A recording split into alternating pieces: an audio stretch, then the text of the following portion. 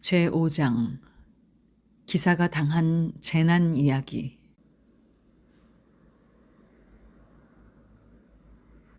돈키호테는 도저히 몸을 움직일 수 없다는 것을 깨닫자 늘 하던 대로 그가 읽었던 기사담 가운데서 한 구절을 생각해내야겠다는 생각이 갑자기 들었다. 이 구절은 어린애들의 귀에 익은 이야기들이고 젊은이들에게도 잊혀진 이야기는 아니며 노인들은 감복하며 믿는 이야기였는데 마호마의 기적만큼이나 황당한 것이었다. 지금 그가 생각하니 자기 형편이 꼭 그 이야기와 일치하는 것 같아서 그는 극도의 고통을 당하는 신용을 부리며 땅바닥에 뒹굴면서 힘없는 목소리로 부상당한 기사가 지었다는 시구를 흉내내기 시작했다. 내님이시여, 그대 어디 계시나이까? 그대는 내 깊은 상처가 아프지 않나이까? 그걸 모르신다면 이미요, 그대는 무정한 이미로다. 이런 투로 그는 다음과 같은 글귀까지 외워 내려갔다. 아유, 고귀한 만투아 후장님이시여, 숙부님이여, 내 육신의 주인이시여. 그때 그의 이웃에 살고 있던 농부가 방앗간으로 밀을 한 짐 싣고 지나가다가 땅바닥에 누워 중얼거리고 있는 사람을 보고 가까이 와서 누구냐고 묻고 왜 그처럼 처량한 신음을 하느냐고 물었다. 돈키호테는 이 사람이야말로 바로 자기 숙부인 만투아의 후작이라고 확신하고 대답 대신 그냥 계속하여 자기가 당한 불행과 자기 아내가 황제의 아들과 밀통한 이야기를 모두 그 노래 속에 나오는 말로 그대로 외웠다.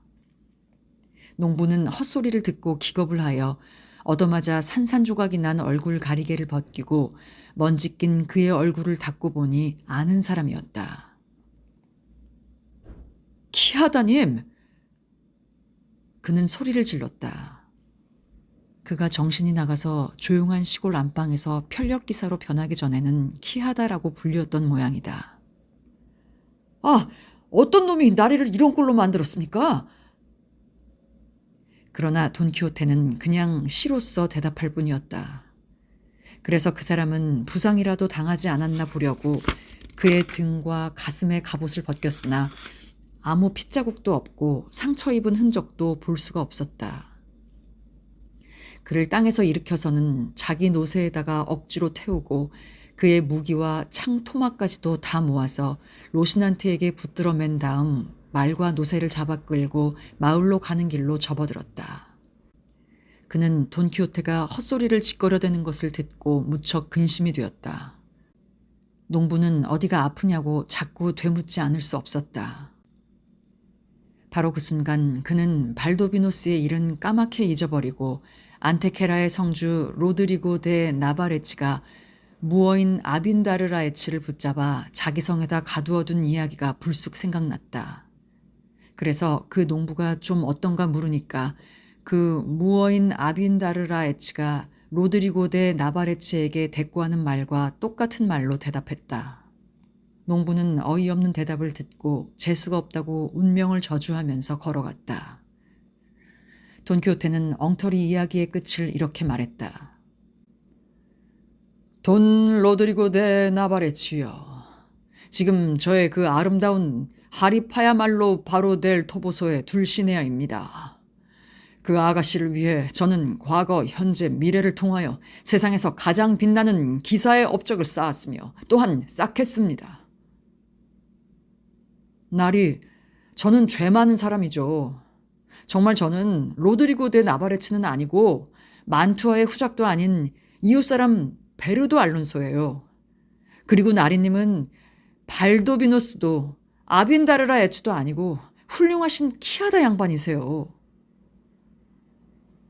그들은 이따위 얘기를 하면서 해질녘에 마을에 당도했다.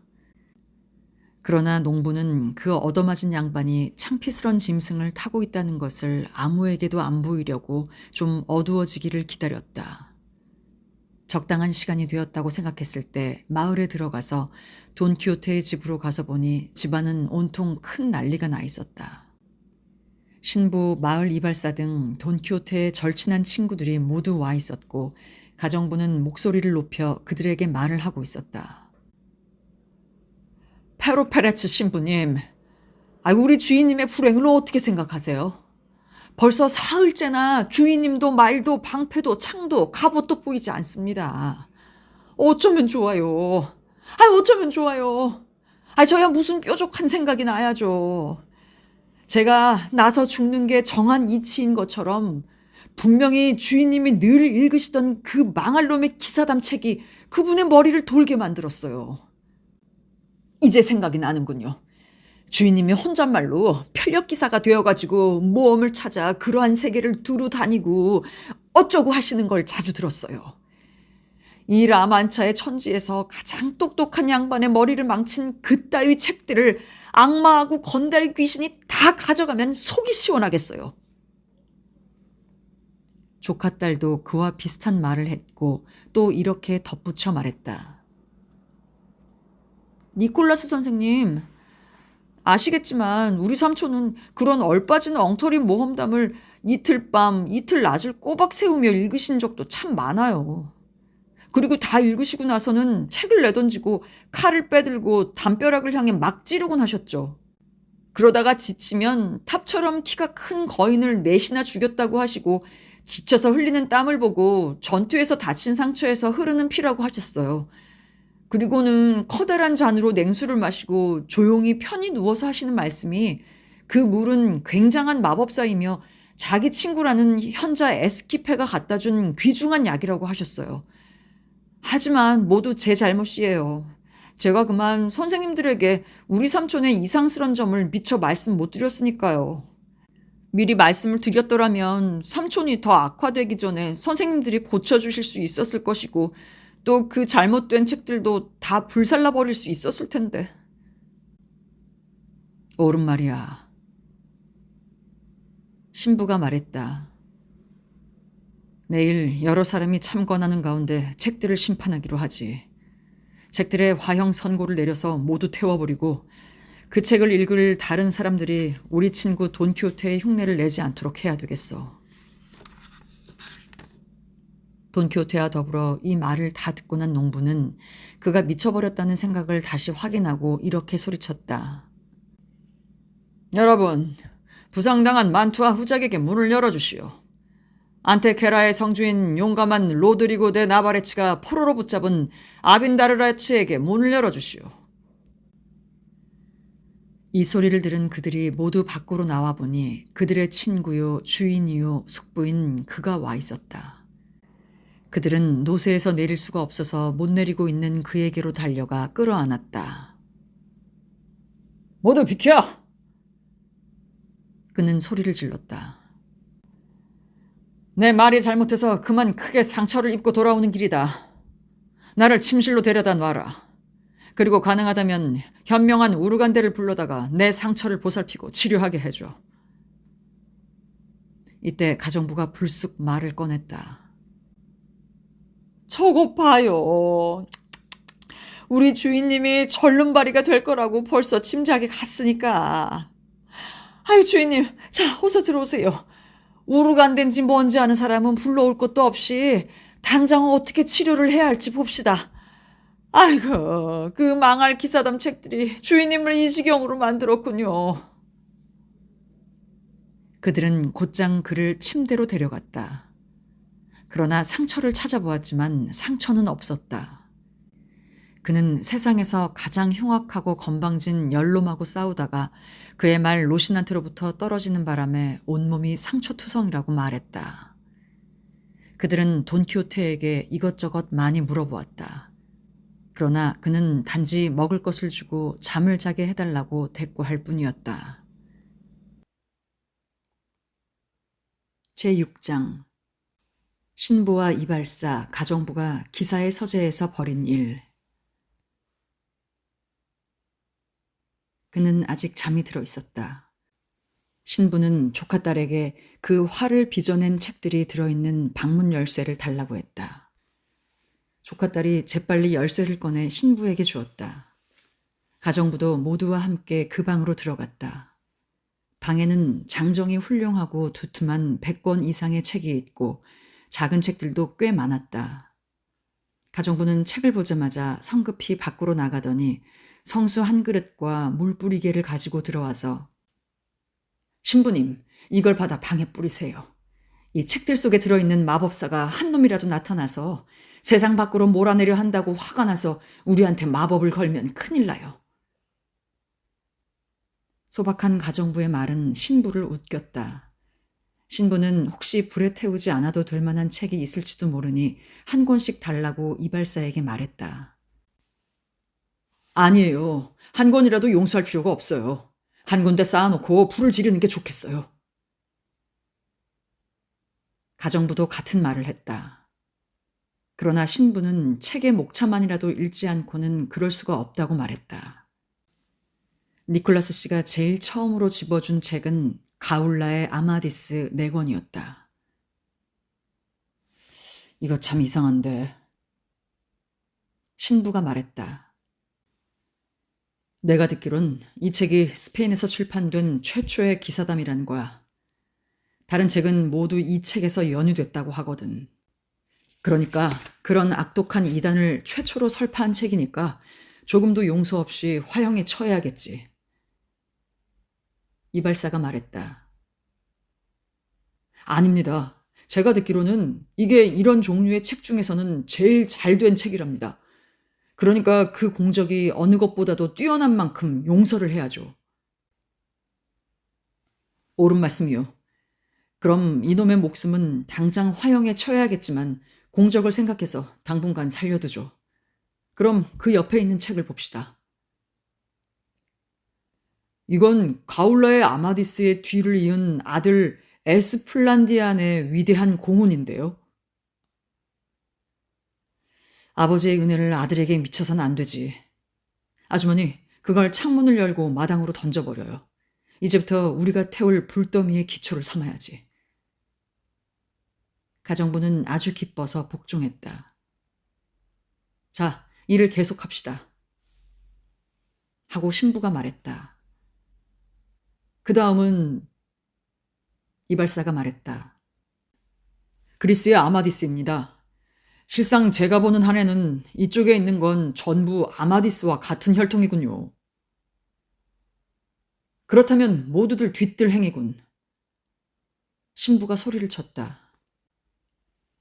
판티키네스토라 여왕이나 목동 다니엘, 게다가 그 녀석의 목가, 그리고 같은 저자인 저 악마에 홀린 전도의 이론을 태우지 않았기 때문에 내 아버지가 편력기사로 돌아다닌다면 그런 책들과 나를 낳아준 아버지마저 함께 태워버리겠군. 저도 공감입니다. 라고 이발사가 말했다. 저도요. 조카 딸도 덩달아 거들었다. 자, 그렇다면 그놈들을 가지고 마당으로 갑시다. 가정부가 말했다. 그들이 가정부에게 책들을 안겨주니 책이 너무 많아 안고 계단을 내려가기가 힘들어 가정부는 창문으로 내던졌다. 저 커다란 건 뭐요? 신부가 물었다. 돈 오리반데데 라울라입니다. 이발사가 말했다. 그 책을 쓴 사람이 백화의 꽃밭이라는 책을 썼지. 그런데 그 2권 중에서 어떤 게 더 진짜인지 모르겠군. 좀 더 정확히 말하자면 어느 것이 가짜인지 모르겠단 말이야. 단지 그 오만불손한 거짓의 대가로 이것도 마당으로 나갈 만하다는 것뿐이요. 신부가 말했다. 다음은 이르카나의 플로레스 마르테입니다. 이발사가 말했다.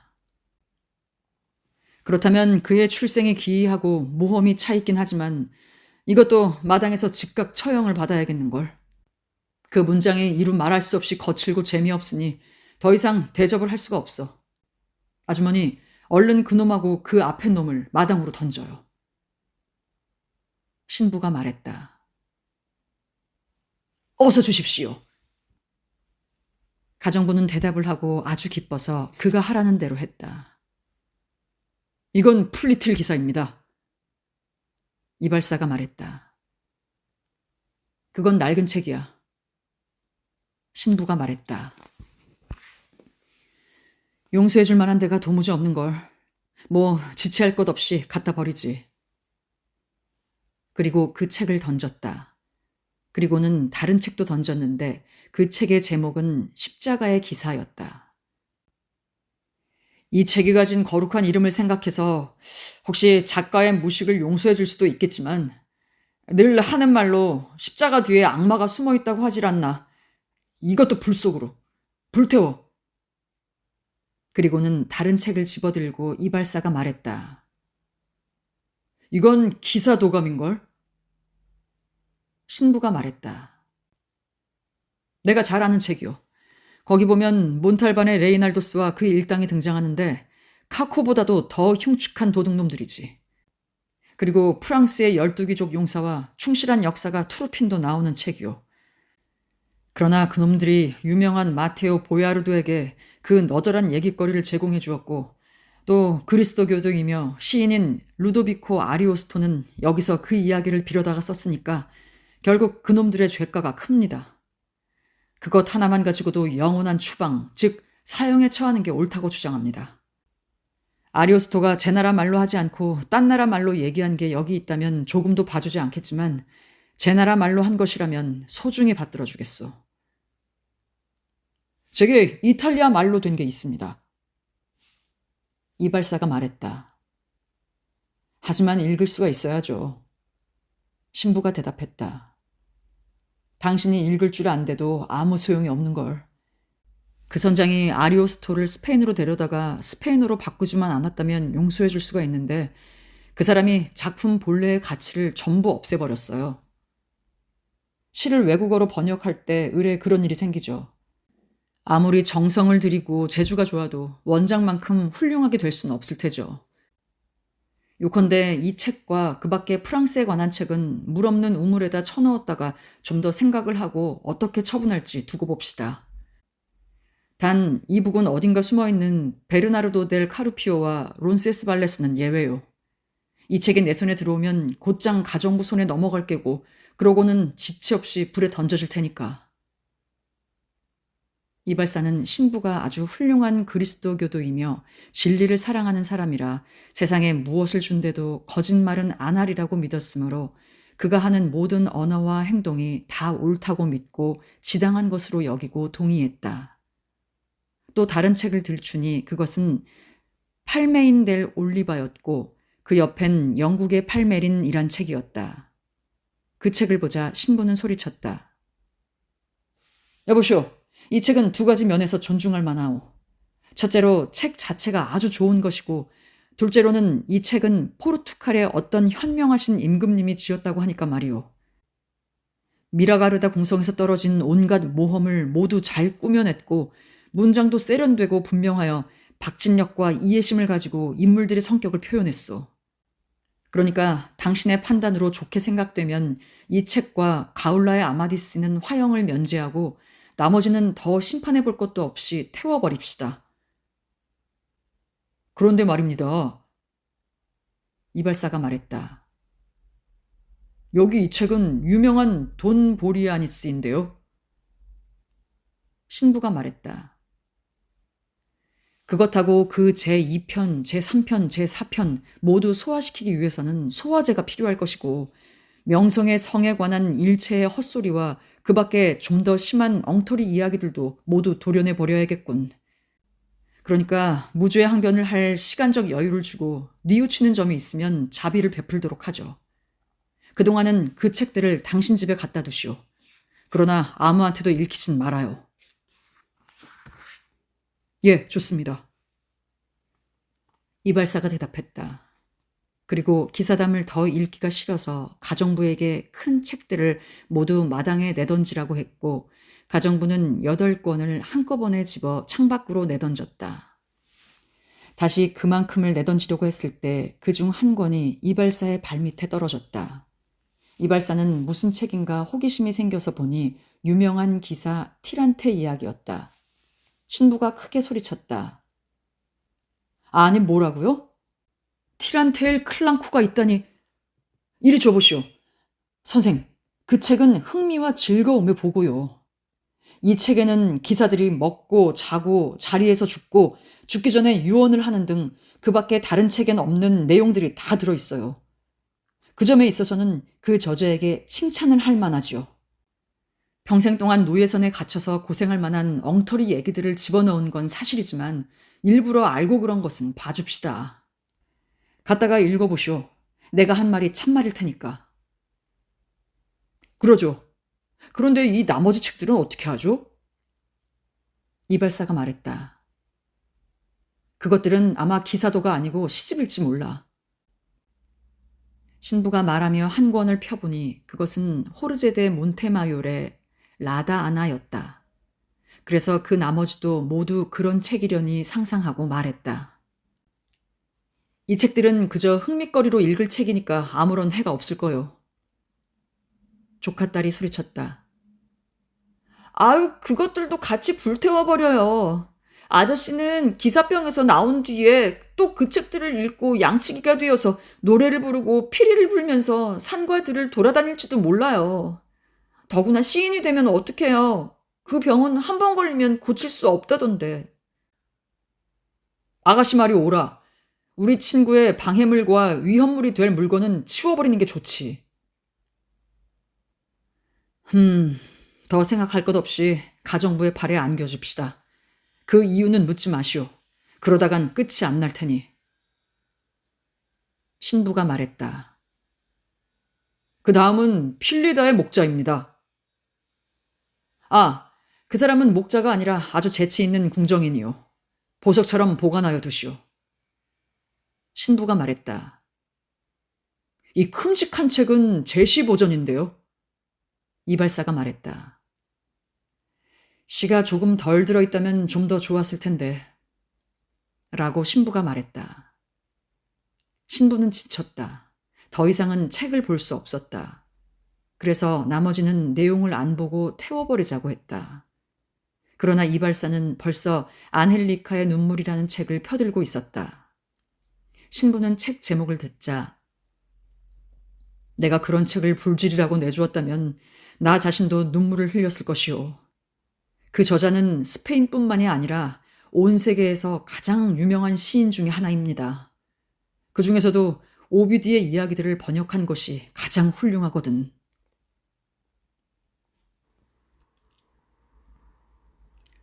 제7장 또다시 모험을 떠나는 돈키호테. 바로 이 순간 돈키호테는 목이 터져라 하고 악을 썼다. 자, 용감한 변력기사들이여. 이 무술시합에서 궁정인들이 우세하게 나오니 이때야말로 여러분들은 참된 용기를 보일 필요가 있어. 이 무서운 고함 소리에 어리 빠진 사람들은 나머지 책을 조사하는 것을 일단 중지했다. 그래서 돈 루이스 데 아빌라가 편찬한 라 카롤레아와 에스파냐의 사자와 황제의 위협 등은 아무도 보지도 듣지도 못한 채 재가 되고 말았다고 한다. 왜냐하면 책들은 나머지 책 틈에 분명히 있었을 것이며 만약 신부가 보기만 했다면 그처럼 심한 선고를 받지는 않았을 것이 틀림없기 때문이다. 그들이 돈키호테의 방으로 들어가 보니 그는 벌써 일어나 있었다. 어젯밤에 한잠도 자지 않은 듯 여전히 소리소리 지르고 날뛰며 벽에 칼을 꽂아대며 외치고 있었다. 그들은 그를 꼭 붙잡아 가까스로 침대에 눕혔다. 다소 진정이 되자 그는 신부에게 말을 걸었다. 두르벤 대교주님, 12용사라 자칭하는 우리 용사가 이번 무술시합에서 궁정기사들에게 터무니없이 시다니. 이것은 정녕 우리들 수치가 아니겠습니까? 지난 사흘 동안은 우리 편력기사들이 다 이겼는데 오늘 이게 무슨 꼴입니까? 신부가 말했다. 전화위복이란 말도 있지 않습니까? 천주님께서 좋은 운수를 내려주실지도 모르는 일 아닙니까? 오늘은 패했지만 내일은 다시 이길 수도 있지 않습니까? 그러나 지금은 자신의 건강을 돌볼 때입니다. 심한 부상을 입지는 않으셨지만 지나치게 필요한 것 같으니 말씀입니다. 부상을 당한 건 아니지만 타박상을 받은 것은 틀림없죠. 그러나 지금 우선 먹을 것을 좀 가져오게. 그것이 무엇보다도 내게는 고마울 걸세. 복수하는 것은 내게 맡겨두게. 그들은 해달라는 대로 음식을 갖다 주었다. 그날 밤 가정부는 마당에 내놓은 책과 방에 남아있는 책들을 모두 태워버렸다. 이틀이 지나서야 돈키호테는 자리에서 일어났다. 그리고 맨 처음 한 일은 책을 보러 간 것이었는데 책을 넣어두었던 방을 찾지 못하고 온 집안을 샅샅이 뒤지며 돌아다녔다. 그는 전에 문이 있던 곳으로 와서 아무 말도 없이 손으로 더듬어 보기도 하고 찬찬히 살펴보기도 했다. 한참이나 그러고 나서 가정부에게 자기 책이 들어있는 방은 어디쯤이었느냐고 물었다. 가정부는 미리 생각했던 대로 대답했다. 주인님, 무슨 방을 찾고 계십니까? 악마가 온통 다 가져가서 지금 이 집안엔 방도 책도 다 없어졌답니다. 그건 악마가 아니라 마법사였어요. 조카딸도 한몫 거들었다. 삼촌이 어디 가신 동안 어느 날 밤 한 놈의 마법사가 구름을 타고 날아오더니 그 방으로 들어갔는데 그 놈이 들어가서 무슨 짓을 했는지 자세히는 몰라도 잠시 후에 지붕을 뚫고 다시 날아가 버렸어요. 그 다음 집안에 연기가 자욱했어요. 그래서 그 놈이 무슨 짓을 했는지 우리들이 가보니까 방도 책도 다 없어졌더군요. 우리 두 사람이 생생하게 생각나는 것은 그 악독한 늙은이가 가면서 큰 소리로 자기는 이 책과 이 방 주인에게 품은 원한이 있어 집에다가 무서운 장난질을 쳐놓았으니 나중에 보라고 하더군요. 그리고 자기 이름은 현자 무냐톤이라더군요. 프레스톤이라고 했을 테지. 라고 돈키호테가 말했다. 프레스톤이라고 했는지 프리스톤이라고 했는지 잘 알 수는 없지만요. 어쨌든 무슨 톤인 것만은 분명해요. 가정부가 대꾸했다. 오라. 라고 돈키호테가 말했다. 그놈은 비상한 재주를 가진 마법사인데 나하고는 절천지 왼수지. 장차 때가 오면 나는 그놈이 사랑하는 기사와 단판을 해서 그냥 단번에 거꾸러뜨릴 예정이거든. 하지만 하늘이 이미 결정하신 것은 그놈의 힘으로는 부정할 수도 없고 피할 수도 없지. 그야 지당한 말씀이시지요. 라고 조카딸이 말했다. 그렇지만 삼촌, 이런 싸움은 왜 하시는 거예요? 집안에 그냥 편안히 머물러 계시는 게 좋지 않을까요? 혹을 때려 갔다가 혹을 붙이고 오는 수가 많다는 걸 좀 생각하셔서 밀가루로 만든 빵보다 더 좋은 빵을 구하려고 세상을 두루 돌아다니지 마시고 집에서 푹 쉬시는 게 좋지 않을까요? 얘야, 넌 아주 얼토당토 않는 소리만 하는구나. 내 머리카락 하나라도 건드리려고 하는 놈이 있으면 손을 대기도 전에 먼저 그놈의 수염을 모조리 뽑아버릴 테다. 그가 화를 벌컥 내는 바람에 두 여자는 더 이상 아무 말도 할 수 없었다. 그 후 그는 놀랍게도 그의 그 괴상한 망상을 실행하려는 눈치를 조금도 보이지 않고 조용히 보름 동안이나 집에 머물러 있었다. 그러는 동안에 돈키호테는 이웃에 사는 한 농부를 꼬여냈다. 그 사람은 정직한 사람이었지만 약간 모자라는 친구였다. 그래서 이 불쌍한 바보도 그의 시종이 될 결심을 하기에 이르렀다. 여러 가지 사실을 들어 얘기하는 가운데 돈키호테는 언젠가 눈 깜짝할 사이에 섬을 한 개쯤 차지하게 될 모험이 생길 것이고 그렇게 되면 그를 그 섬의 주인으로 삼을 터이니 기쁜 마음으로 따라와야 한다는 말을 했다. 이와 같은 여러 가지 약속을 들은 산초 판사는 처자를 버리고 이웃 사람의 시종이 되었던 것이다. 그 다음에 돈키호테는 자금을 마련하기 시작했다. 그래서 그는 물건을 팔기로 하고 저당도 잡히고 하여 상당한 액수의 돈을 모았다. 그는 또한 친구에게서 방패도 하나 빌려오고 망가진 투구도 제주껏 고쳐놓고 자기의 유일한 부하인 산초에게 출발할 시간과 날짜를 미리 알려주어서 아주 필요한 물건을 미리 준비하게 했다. 산초는 그러겠다고 말하고 오래 걸을 수 없으니 집에 있는 좋은 노새 한 마리를 데리고 갈 생각이라고 했다. 노새라는 말에 돈키호테는 잠시 주저하고 편력기사가 노새를 탄 시종을 데리고 다닌 일이 있는지 머리를 짜내서 생각해봤지만 그런 경우는 생각이 안 났다. 그러나 되도록 어떤 무례한 기사를 만나 말에서 떨어뜨려 좀 더 적합한 짐승을 구해줄 모양으로 허락을 했다.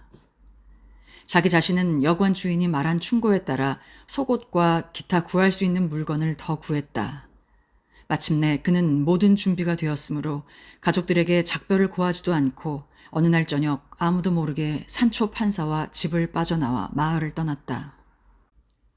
산초 판사는 생철통과 가죽 물병을 싣고 의젓한 신부님처럼 노새를 타고 가며 하루바삐 주인이 약속한 섬나라의 주인이 될 생각만 하고 있었다.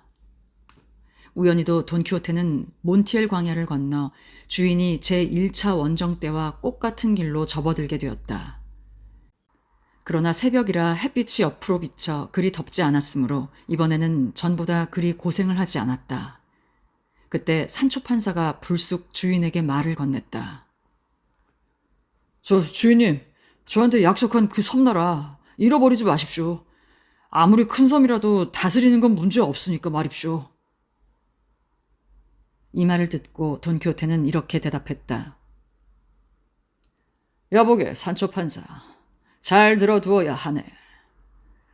옛날 기사들이 섬이나 왕국을 점령하고 자기 부하들에게 총독 노릇을 시킨 것은 많이 유행하던 풍습이었지. 그래서 나도 그 관대한 풍습을 잘 지킬 결심일세. 그것뿐인가? 나는 풍습을 한층 더 좋게 개선할 생각이라네. 왜냐하면 변력 기사들은 때에 따라서는 언제나 자기 부하들이 늙기를 기다리고 있었단 말이야. 밤낮 수고를 하느라고 그만 다 지쳐버린 다음에 크건 작건 그리 보잘것없는 산간벽지나 평지의 백작 또는 후작 따위 칭호를 주곤 했지. 하지만 자네도 살아있고 나도 살아만 있으면 넉넉히 엿새가 지나기 전에 어느 왕국을 나는 손에 넣게 될 걸세. 그곳에는 따로 부속된 왕국들이 있거든. 그렇게 되면 그 가운데 하나쯤은 자네가 다스리도록 해줄 수 있단 말이야. 만약 제가 주인님이 말씀하신 그런 기적이 일어나 왕이 되면 우리 마누라도 후아나 구티에레스란 여왕이 되고 우리 애들은 왕자님들이 되는 거죠? 그럼 되고 말고 라고 돈키호테가 대답했다.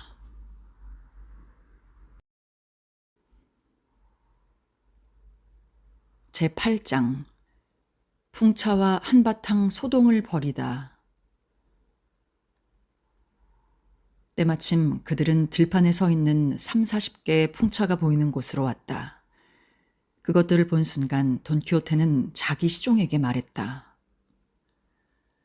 우리들이 스스로 우리의 소망을 달성하는 것보다 운명의 여신은 우리가 바라지도 못한 더 좋은 일로 우리를 인도해 주시는구나. 여보게 산초 판사여, 저걸 보게. 저곳에는 흉악한 거인들이 30놈 이상이나 버티고 서 있네. 나는 저놈들과 싸워서 모조리 죽여버릴 생각일세. 놈들에게서 빼앗은 물건으로 우리는 미천을 삼아야 하겠네. 왜? 이건 정의에 근거한 싸움이니까. 그리고 지상으로부터 저런 악한 거인들을 없애버리면 천주님께도 좋은 일을 해드리는 것이니까. 거인이라뇨? 저기 보이는 저것 말이야. 기다란 팔들을 휘두르고 있는 놈들이 안 보이나? 그 중에는 팔 길이가 6마일이나 되는 놈도 있네. 잘 보십시오, 주인님. 저기 있는 것들은 거인이 아니고 풍차인데요, 풍차. 그리고 팔처럼 보이는 것은 바람이 불 때마다 빙글빙글 돌아가 맷돌을 돌리는 날개랍니다. 알았어, 알겠어. 확실히 자네는 모험이라는 것에 경험이 부족하군 그래. 저것들은 모두 거인일세. 만약 겁이 나거든 멀리 피해 서서 기도나 올리게나. 그동안 난 혼자 달려가서 맹렬한 싸움을 벌일 테니까. 그는 이렇게 말을 하면서 그 군마 로신한테에게 박차를 가했다. 지금 주인님이 공격하시려고 하는 것은 죽어도 풍차이지 절대로 거인이 아닙니다요. 뒤에서 목이 터져라 말리는 시종을 거들떠보지도 않고 그는 그대로 풍차를 향해 소리를 질렀다. 도망치지 말아라, 이 비겁한 놈들아, 이 겁쟁이 놈들아. 네 놈들을 공격하는 것은 오직 한 사람의 기사뿐이다. 바로 그때 약간 바람이 일어서 그 커다란 날개들이 움직이기 시작했다.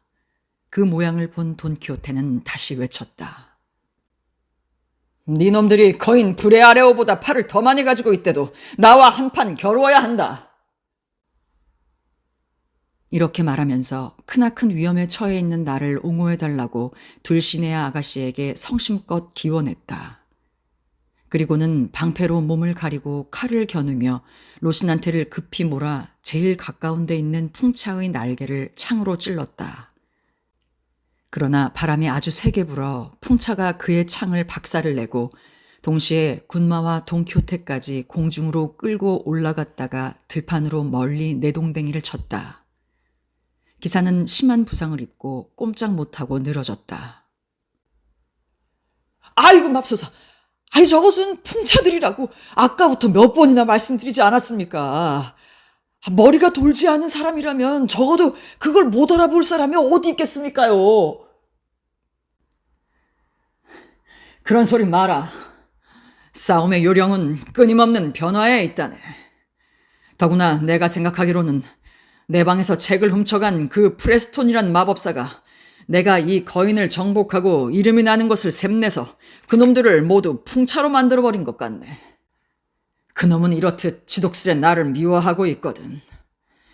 하지만 결국에 가서는 그놈의 악독한 재주도 내 의로운 이 검을 막아내진 못할걸. 천주님께서 그렇게 해주시기를 바랍니다. 라고 산초 판사가 말했다. 그리고 그를 부축해 일으켜 어깨뼈가 절반이나 튕겨나간 로신한테 다시 태웠다. 그들은 라피세의 관문으로 가는 길에 접어들었는데 돈키호테는 거기는 큰 길이므로 여행자가 많이 지나다녀 틀림없이 여러 가지 모험이 생길 것이라고 했다. 그들은 가던 길을 다시 나와서 라피세의 관문을 향해 갔다. 오후 3시쯤에 관문이 보였다. 관문을 보자 돈키호테는 소리를 쳤다. 산초! 자, 이제 우리는 소위 모험이라고 하는 것에다 몸속까지 푹 담글 수 있게 되었다. 하지만 알아둘 것은 내가 아주 위험한 지경에 빠져 있는 걸 보아도 나를 도우려고 자네 칼에 손을 대선 못 쓰네. 나를 공격하는 놈들이 하찮은 놈들이라 생각됐을 때는 나를 도와주러 와도 괜찮지. 하지만 기사들이 공격할 때는 기사도의 법칙에 의해 자네가 기사 칭호를 받기 전에는 나를 도와주는 것은 절대로 허용되지 않는 것이네. 명심하게나. 잘 알겠습니다, 주인님. 그 일에 대해선 주인님의 명령에 절대 복종하죠. 더군다나 저는 성질이 아주 순해서 누구와 다투려 들질 않거든요. 하지만 제 몸을 보호할 입장이라면 그런 법칙을 생각할 새가 없습니다요. 본래 천주님의 법과 사람의 법에 의하면 자기를 해치려 드는 놈으로부터 제 몸을 보호하는 건 죄가 안 되거든요. 내가 언제 그렇지 않다고 했나. 단지 내가 기사들과 싸울 때에는 자네는 그 성급한 성질을 부려서는 안 된다는 거야. 그렇게 하겠습니다. 꼭 그렇게 하겠습니다. 그들이 이러한 말을 주고받을 때 그 거리에 성 베네딕트의 수도승 2사람이 낙타처럼 생긴 짐승을 타고 나타났다. 그들이 탄 짐승은 실제로는 노새였지만 낙타만큼이나 커 보였다. 그들은 먼지를 피하느라 얼굴을 가리고 있었고 양산을 쓰고 있었다. 그 뒤에 마차 한 대와 그것을 호위하는 8명의 말 탄 사람과 그냥 걸어오는 노새모릿군이 둘 있었다. 나중에 한 일이지만 그 마차에는 어떤 비스카야의 귀부인이 타고 있었는데 인도에서 가장 중요한 직책을 맡게 된 그 남편을 만나러 세비야로 가는 길이었다.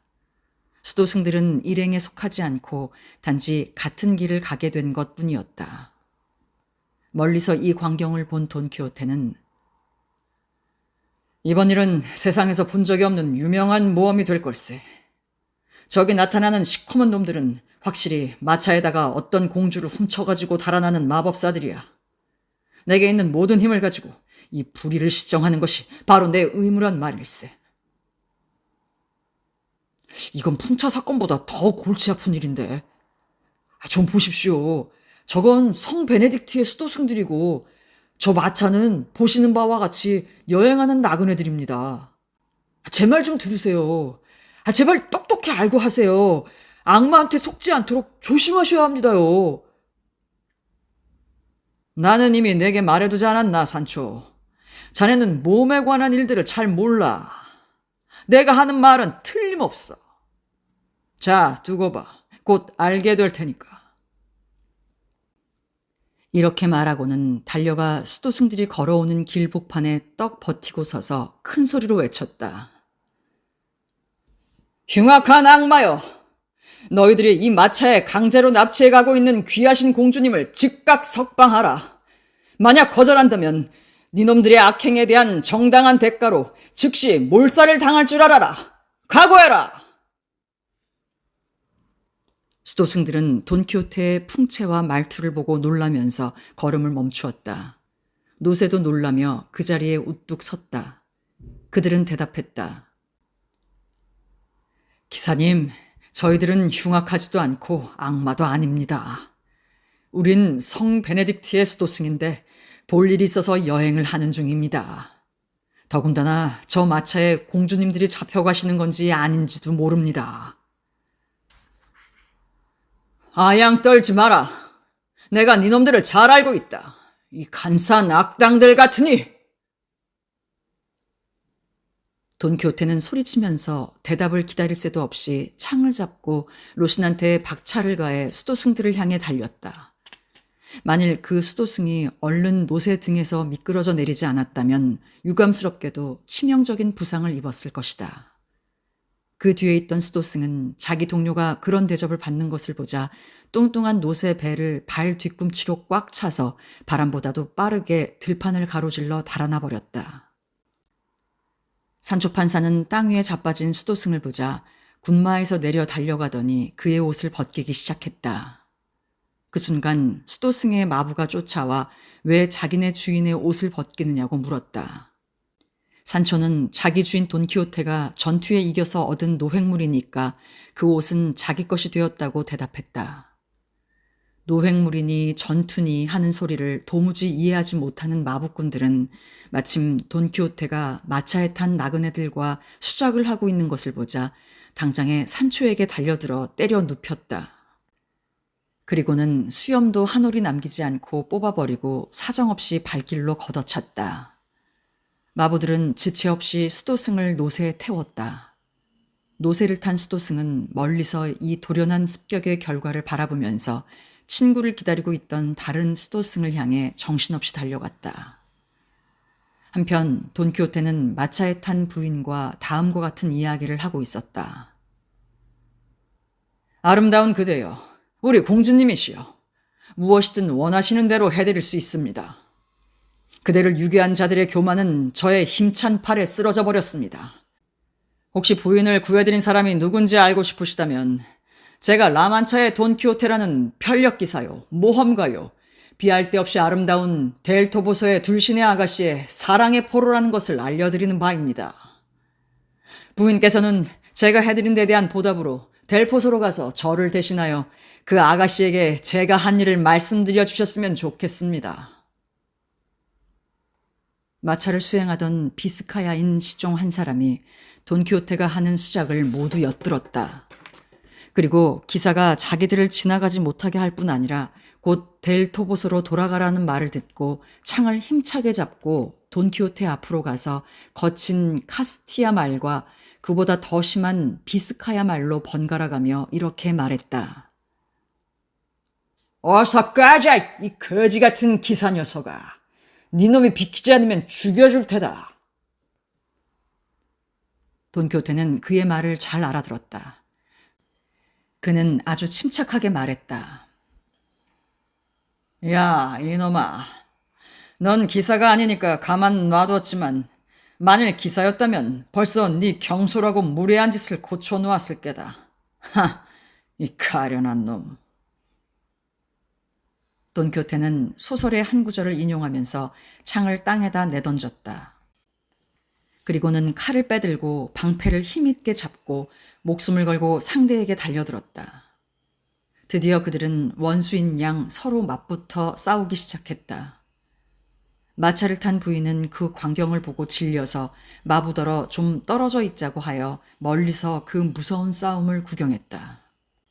싸움 도중에 비스카야인이 돈키호테의 방패를 넘어서 어깨쪽지를 내리쳤는데 갑옷만 안 입었더라면 배꼽까지 갈라질 뻔했다.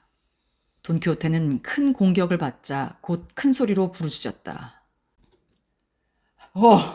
내 영혼의 님 둘시내하여 아름다운 꽃이시여, 그대의 아름다운 의무로 이 무서운 위험 중에 빠져있는 그대의 기사를 도우소서.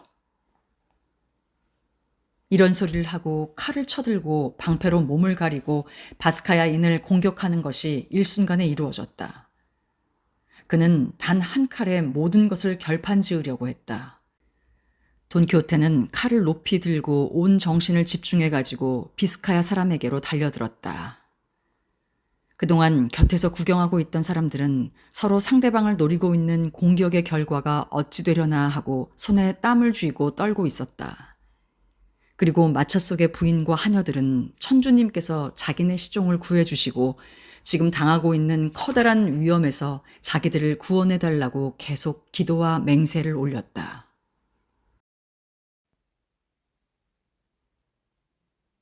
제9장 비스카야인과 싸움의 결말을 짓다.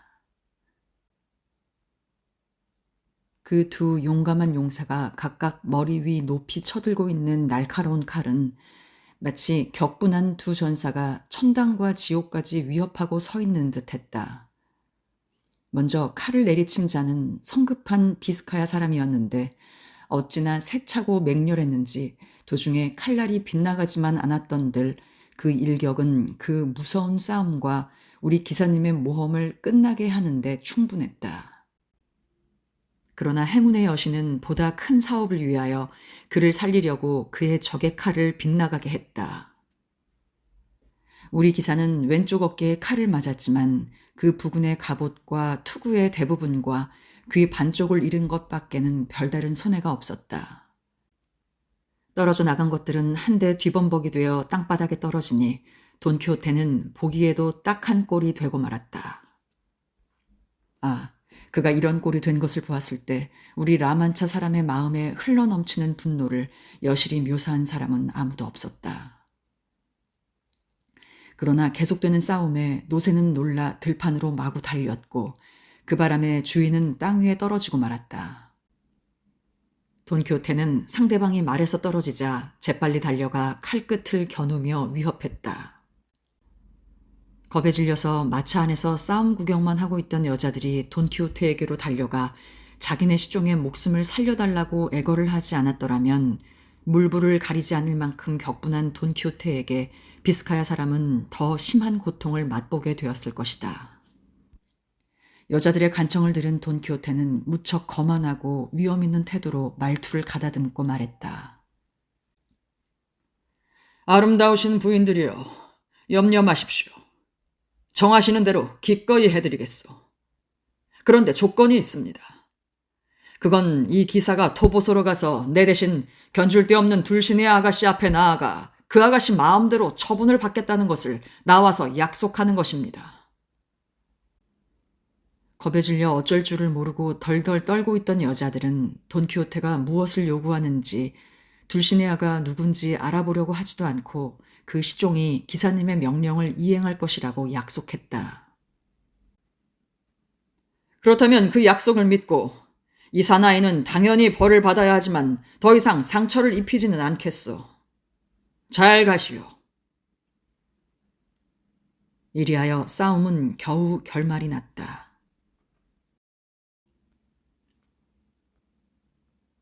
제10장 돈키호테와 산초 판사의 유쾌한 대화. 수도승의 마부에게 호되게 두들겨 맞고 쓰러져 있던 산초 판사는 그때 다시 일어나 돈키호테가 싸우고 있는 광경을 구경하면서 속으로 천주님께 제발 자기 주인에게 승리를 주시고 자기도 그 덕에 주인과 약속한 대로 섬을 하나 얻어 그 섬에서 왕 노릇을 하게 해주십사 하고 빌고 있었다. 그러자 결투가 끝나서 주인이 다시 로시난테를 타려고 하는 것을 보고 등자를 붙잡으려고 달려가서는 돈키호테가 말을 채 타기도 전에 그 앞에 꿇어 엎드려 주인의 손을 붙잡고 입을 맞추면서 이렇게 말했다. 돈키호테 주인님, 염치 없는 말씀입니다만 싸움에서 빼앗은 섬나라의 지배권을 이놈에게 주십시오. 그 섬이 아무리 크다 해도 온 세상의 섬나라를 다스린 누구 못지않게 훌륭하게 다스릴 충분한 힘이 있으니까요. 돈키호테가 대답했다. 그건 생각할 문제야, 산초. 이런 모험은 섬나라의 모험이 아니고 길거리의 모험이야. 이런 모험에선 머리가 깨지고 귓바퀴가 달아날 뿐 얻는 것은 하나도 없다네. 좀 참깨나. 내가 자네를 섬나라 총독뿐 아니라 그보다 훨씬 더 높은 걸 시켜줄 모험들이 생길 테니. 산초는 감지덕지하여 다시 한번 그의 손과 갑옷자락에 입을 맞추고 주인을 로신한테 오르게 했다. 그리고는 자기도 노새를 타고 주인의 뒤를 따랐다. 주인님, 우린 우선 어떤 성당으로 피신하는 게 상책이 아닌가 합니다만 주인님이 같이 싸우던 사람을 그 꼴로 만드셨으니까 그는 경찰에 고발해서 우리를 잡아 가둘 것입니다. 그리고 말씀이죠. 그렇게만 되는 날엔 감옥에서 나올 때까지 호된 고생을 해야 되거든요. 왜 이렇게 수선을 피우지? 적어도 편력기사인데 아무리 살인을 했다 해도 경찰에 잡혀갔다는 말을 들은 적이 있나? 또 본 적이 있나? 라고 돈키호테가 말했다. 저는 벌금이라는 건 모르죠. 생전 그런 짓은 하지를 않았거든요. 그렇다면 아무 걱정도 할 필요가 없지. 나는 자네를 그 킬테아 사람의 손에서 구해냈는데 그까짓 경찰 같은 데서 구해내는 것쯤은 땅 짚고 헤엄치기지. 그건 그렇고 자네는 솔직하게 말해보게. 자넨 이 넓은 세상에서 나보다도 더 용감한 사람을 본 적이 있는지 없는지, 또 자네가 읽은 책 중에서 나보다 더 민첩하게 상처를 입히거나 멋들어지게 집어던지거나 하는 기사가 있었는지 없었는지 말이야. 라고 돈키호테가 말했다. 사실대로 말씀드리자면 저는 읽을 줄도 모르고 볼 줄도 몰라 책은 도무지 못 읽어보았어요. 하지만 제 일생 동안 기사님보다 더 용감한 주인을 섬긴 적은 없다고 자신 있게 말씀드립니다요. 그런데 제발 그 용감한 성품을 제가 지금 말씀드린 그런 쪽으로만 돌리시지 않도록 신께 빌겠습니다. 하여튼 주인님, 그 귀에서 피가 자꾸 쏟아지는데 어서 붕대를 좀 감으십시오. 여기 안장 주머니에 붕대도 있고 또 하얀 고약도 좀 있습니다. 내가 피에라 브라스의 향유를 한 병 만드는 법만 잊어버리지 않았더라면 좋았을 텐데 그 향유 한 방울만 있어도 시간과 약품이 절약될 걸 그랬지. 아니, 그건 무슨 병이고 그 향유는 무슨 향유입니까? 산초가 물었다. 그건 일종의 향유인데 그 처방을 나는 기억하고 있어. 그것만 있으면 사람은 죽는 걸 무서워할 필요도 없고 또 아무리 심한 상처를 입어도 죽을 염려도 없지.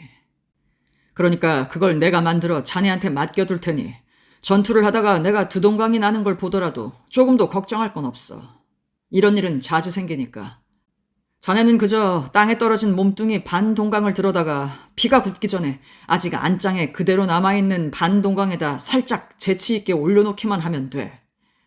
그때 조심할 것은 똑바로 맞도록 잘 갖다 놔야 해. 그 다음엔 그 향유를 2방울만 나한테 먹여달란 말이야. 그렇게 하면 나는 다시 사과같이 싱싱해질 테니까.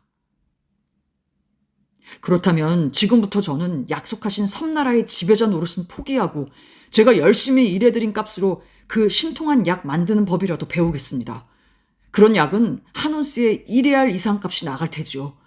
그렇게만 된다면 여생을 편안하게 보낼 수 있지 않겠습니까요? 그런데 그 만드는 값이 많이 드는지 알고 싶은데쇼. 서너 대 만드는데 3레알쯤 들까? 라고 돈키호테가 대답했다. 그래요? 그건 굉장하군입쇼. 그런데 주인님은 무엇 때문에 그걸 안 만드시고 제게도 가르쳐 주지 않으시는 거죠? 덤벙거리지 말게.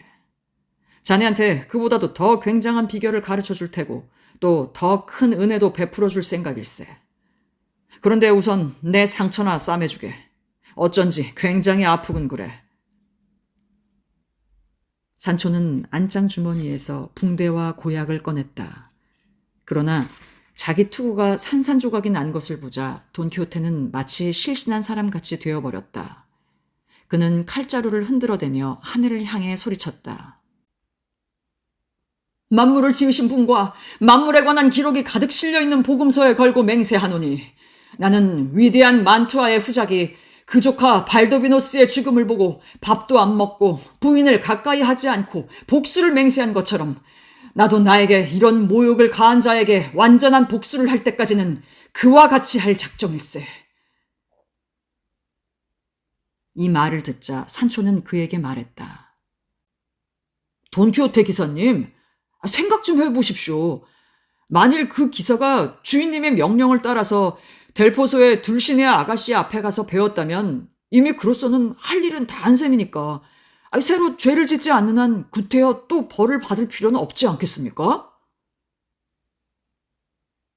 자네 옳은 소리를 하네. 바로 맞았네.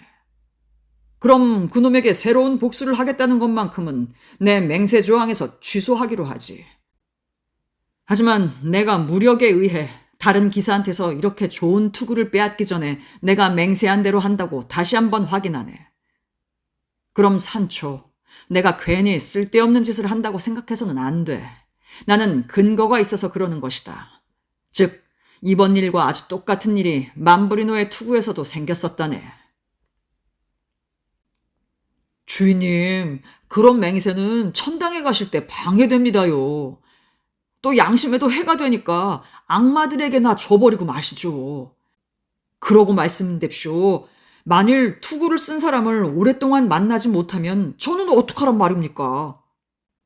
아무리 불편하고 속이 상하는 일이 있어도 그 맹세를 지켜야 합니까?